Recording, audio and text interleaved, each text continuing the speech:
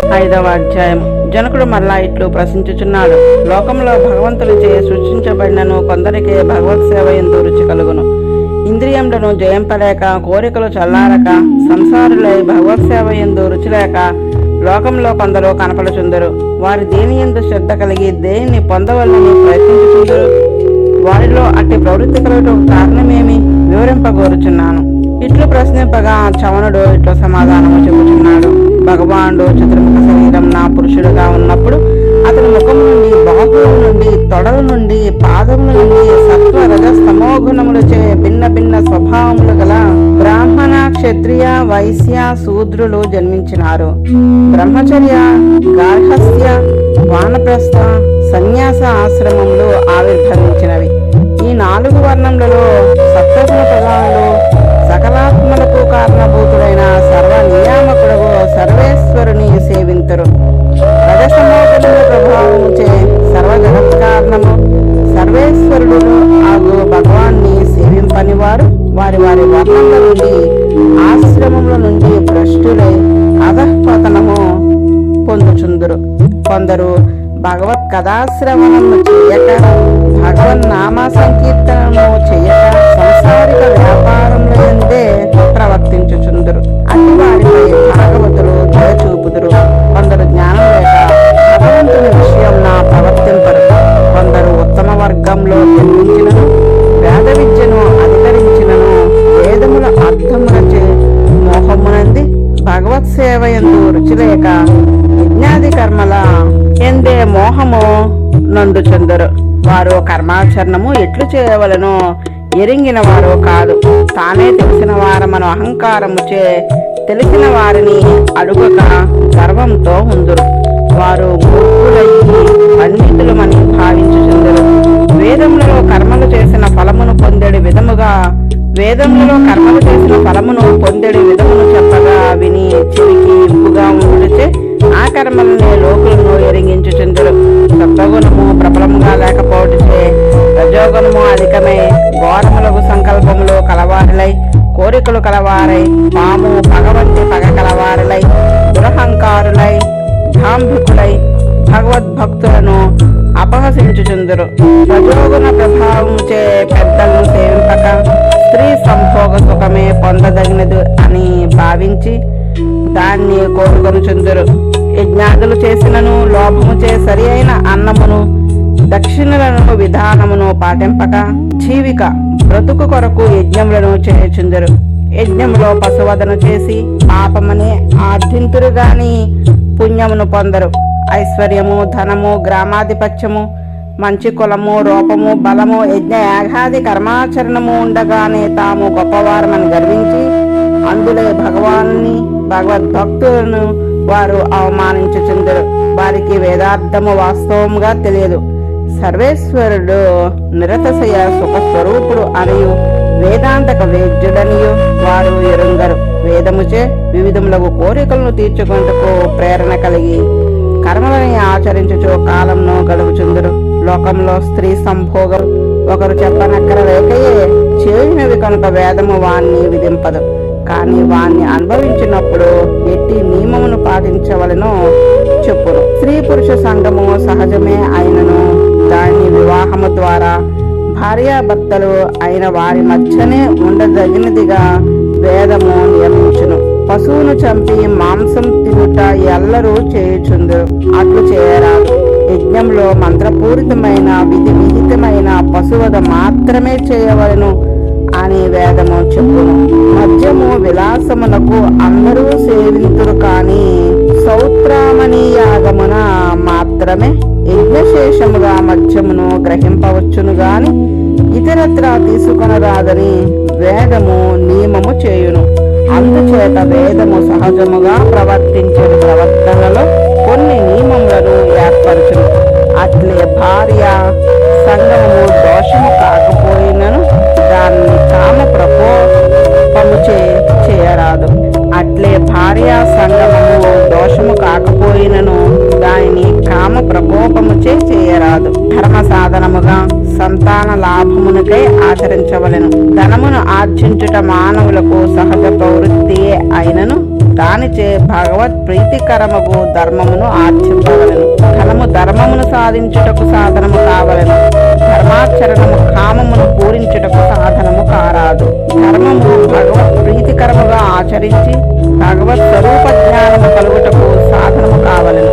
కొందరు ధర్మార్థ కామములు వినియోగము తెలియక ధనమును ధర్మమునకు ధర్మమును జ్ఞానమునకు సాధనముగా ఉపయోగింపక విషయభోగములకు వినియోగింతురు. అట్టివారు అంతులేని వ్యధలను కలిగించు మృత్యువును పొందుదురు. యజ్ఞసాద్గుణ్యము కొరకు పశువదన చేసినను సురాపానము చేసినను దోషము కలుగదు. దానిచే పరమాత్మ ప్రీతి కలుగును. శరీర పోషణమునకు భోగమునకు మాంసమును తినుట, అందుకే పశువులను చంపుట, మద్యపానము చేయుట ఆత్మ వినాశ హేతువు. స్త్రీ భోగము పురుషునకు స్వధర్మమే గాని అది సంతతి కొరకు గాని రతి కొరకు కాదు. జన్మించిన నాడు తనతో వచ్చడి 3 రుణములలో పితృరుణము తీర్చుకొనుటకు సంతతి ఆవశ్యకము. పితృరుణము తీర్చుకొనుటకు సంతతి కొరకు స్త్రీ సంభోగమును అనుభవించుట స్వధర్మము. కామ ప్రధానముగా అనుభవించుట వినాశ హేతువు. కొందరు ధర్మమును ఎరుంగక అహంకారులై సంకోచము లేక మాంసభక్షణమునకై పశువులను చంపుతుందరు. ఆ పశువులు తమను చంపిన వారు చనిపోయి పైలోకమునకు వచ్చిన తర్వాత వారిని తినును. కొంతమంది శవముతో సమానముగు తమ శరీరమునందు ప్రేమ గల వారులై శరీర పోషణమునకు ప్రతిబంధకము అయిన వారిని ద్వేషించి వారిలో కూడా సర్వేశ్వరుడైన శ్రీహరి ఉన్నాడని ఎరుంగక ద్వేషముతో చంపుచుందురు. వారు నరకమును పొందుదురు. జ్ఞాన నిష్ట లేక అహంకారులై తమ శరీరమే స్థిరము అని బుద్ధి కలవారులై ధర్మార్థ కామములు అనుభవించు విధము తెలియక మూర్ఖులై చెడిపోచుందురు. వారికి భగవత్ప్రాప్తి అందు రుచి ఉండదు. దేహ పోషణమే ప్రధానమై ఉండును. మూర్ఖులై ఉండు వారు తత్వవేత్తల ఉపదేశముచే తరింపవచ్చును. జ్ఞానము కలవారు తమంత తాము తరింతురు గాని విపరీత జ్ఞానము గల మూర్ఖులు ఎన్నదురు. వారు చివరకు స్థావర జన్మలను అందుదురు. ఇట్లు భగవత్ స్వరూపము నిరుగక భగవత్ సేవ యందు రుచి లేక శరీర పోషణమే ప్రధానమని ఆకలి దప్పులు కామము తీర్చుకుంటే పురుషార్థమని భావించిన వారు ఆత్మహత్యనే చేసుకున్న వారు అవుదురు. వాస్తవమైన జ్ఞానం లేక జ్ఞానమున్నదని భావించి కోరికలు నెరవేరక శరీరము లభించినందుకు తగినట్లు కర్మలు చేయక వారు జీవించి ఉండగానే క్లేశములు అనగా దుఃఖములు అనుభవించుచుందురు. చివరకు చాలా శ్రమించి సంపాదించిన ఇల్లు ఇల్లాలు బిడ్డలు మిత్రుడు మొదలగు వారందరినీ ఇష్టం లేకపోయినను బాధపడుచు వదిలి నరకమును పొందుదురు. వాసుదేవుని యందు భక్తి లేని వారు వీటిలో చెడిపోవుచుందురు. వాసుదేవ భక్తులు పరమ సుఖమయమగు స్థానమును పొందుదురు. వాసుదేవ భక్తులు పరమ సుఖమయమగు స్థానమును పొందుదురు. జనకుడు మరలా ప్రశ్నించుచున్నాడు. కృత త్రేతాయుగములలో భగవానుడు ఏ వర్ణముతో ఉండెను, ఎట్టివారై ఉండెను, ఏ పేరుతో ఏ రూపముతో ఏ విధముగా ఆరాధింపబడును చెప్పుడు. అప్పుడు కరభోజుడు ఇట్లు వివరించుచున్నాడు.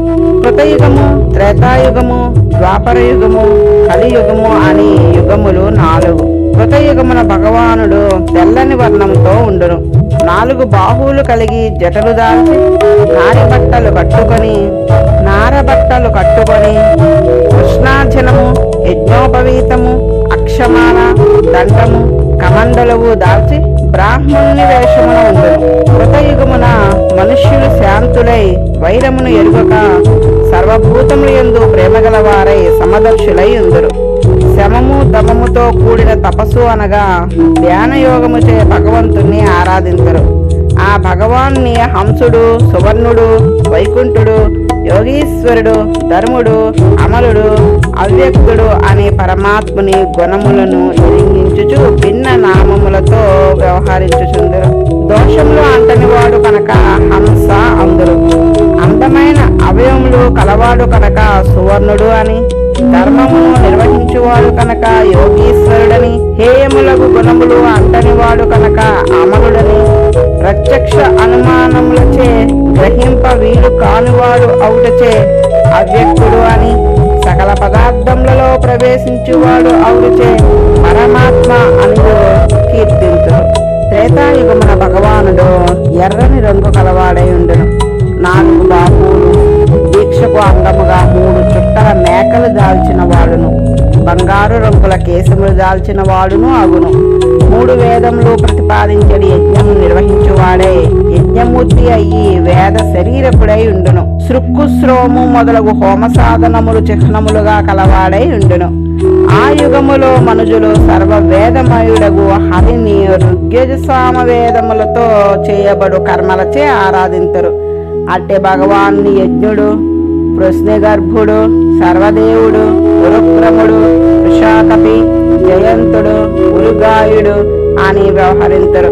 యజ్ఞము నిర్వహించువాడు కనుక యజ్ఞుడనియు, పృష్ణికి కొడుకు కనుక పృష్ణగర్భుడనియు, కామములను వర్షించువాడు, క్లేశములను తొలగించువాడు కనుక వృషాకపి అనియు, ఎల్లప్పుడూ జయమునే పొందిడివాడు కనుక జయంతుడనియు, బహువిధములుగా గానం చేయబడేవాడు కనుక ఉరుగాయుడనియో అతడిని కీర్తింతురు. భగవానుడు విష్ణువు పీతాంబరములను దాల్చిన వాడై శంఖ చక్రాది ఆయుధములతో శ్రీవత్సము మొదలగు చక్రముతో కూడి ఉండును. అట్టి పురుషుని మహారాజ లాంఛనములకు ఛత్ర చామరాధులతో మనుజులు సేవింతురు.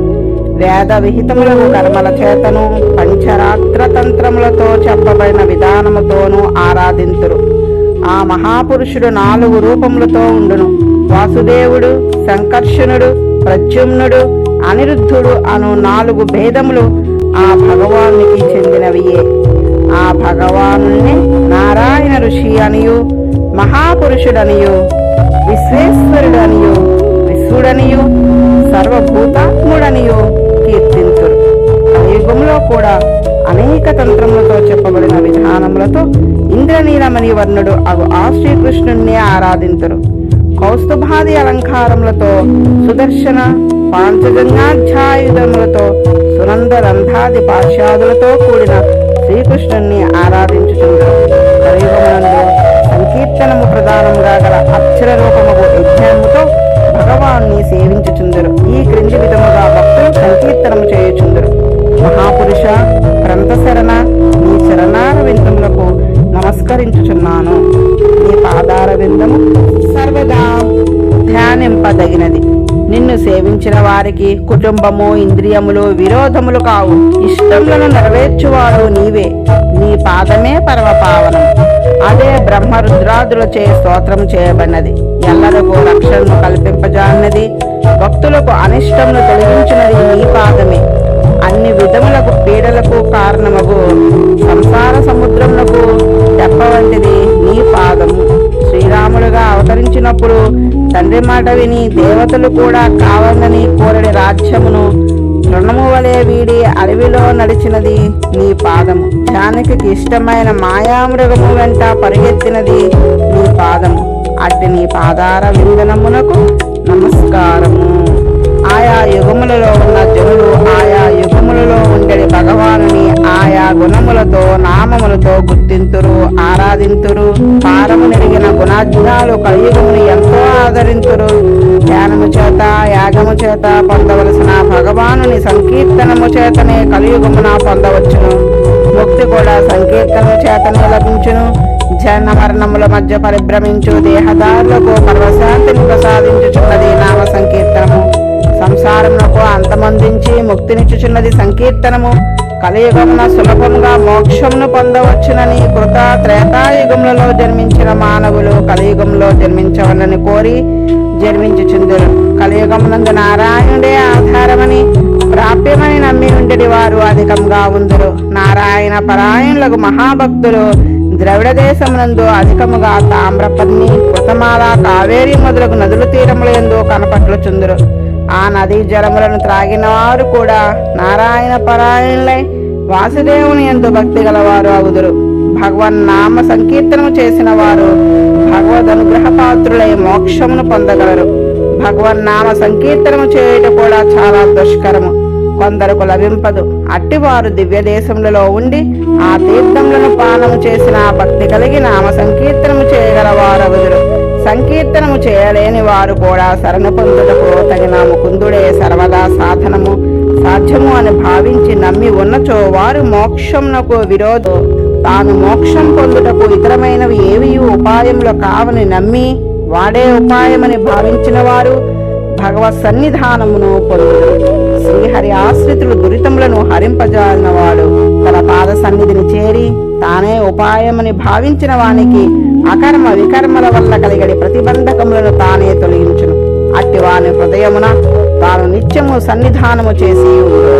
ఈ విధంగా వృషభపుత్రుడు తొమ్మండుగురు జనకునితో చేసిన సంవాదములో భాగవత ధర్మములో వివరింపబడినవి. వాణ్ణి విని నిధిరాపతి సంతసించి తమ పురోహితులతో కలిసి వారిని గౌరవించెను. వారు చూచుచుండగానే వారు అంతర్ధానమైరి. జనకుడు ఆ ధర్మములను ఆచరించుచు ముక్తి నొందెను. నారదుడు వసుదేవునితో భాగవత ధర్మములను వివరించి, వసుదేవ, నీవు కూడా ఇప్పుడు వినిన భాగవత ధర్మములను శ్రద్ధతో ఆచరించినచో సంగరహితుడై ముక్తి నొందగలవు. మీ దంపతుల భాగ్యమే భాగ్యము. మీ కీర్తి లోకమంతయు వ్యాపించినది. సర్వేశ్వరుడగు హరి మీకు బిడ్డడై జన్మించినాడు. వాణ్ణి చూచి కౌగలించుకుని మాట్లాడి వాణ్ణి మీ వద్ద పండు కొనబెట్టుకొని కలిసి కూర్చొండి భోజనము చేసి పుత్ర స్నేహముతో లాలించి మీరు పవిత్రులైనారు. శిశుపాల, పౌండ్రక, సాల్వాదులు శ్రీకృష్ణుని ద్వేషించి అతనినే మనసులో తలంచుచు ఆ శ్రీకృష్ణుని సామ్యమును పొందినారు కదా. ఇంకా ప్రేమతో ప్రేమించిన మీరు సాయుధ్యము పొందుటలో సందేహమేమి? శ్రీకృష్ణుడు మీ బిడ్డని భావింపడు. వివిధ విచిత్ర శక్తులు గల వారులకు, యోగులకు కూడా అతీతమైన శక్తులు గలవాడు. మాయా మానుషమును ప్రదర్శించుచున్నాడు. తన ఐశ్వర్యమును మరుగుపరుచుకొని ఉన్నాడు. భూమికి భారమైన అసుర భావము గల రాజులను అంతమొందించుటకును సత్పురుషులను రక్షించుటకును అవతరించినాడు. అతని కీర్తి లోకులకు సుఖమును కలిగించును. నారదుడు ఇట్లు చెప్పగాని దేవకీ వసుదేవులు విని ఆశ్చర్యపడి శ్రీకృష్ణుని తమ పిల్లవానిగా భావించడి మోహమును వీడి ఆనందము పొందిరి. ఈ ఇతిహాసమును ఎవరు శ్రద్ధతో విందురో వారు భగవత్ ప్రాప్తి ప్రతిబంధకములకు పుణ్య పాపములు తొలగి బ్రహ్మ సాయుధ్యం పొందుదురు.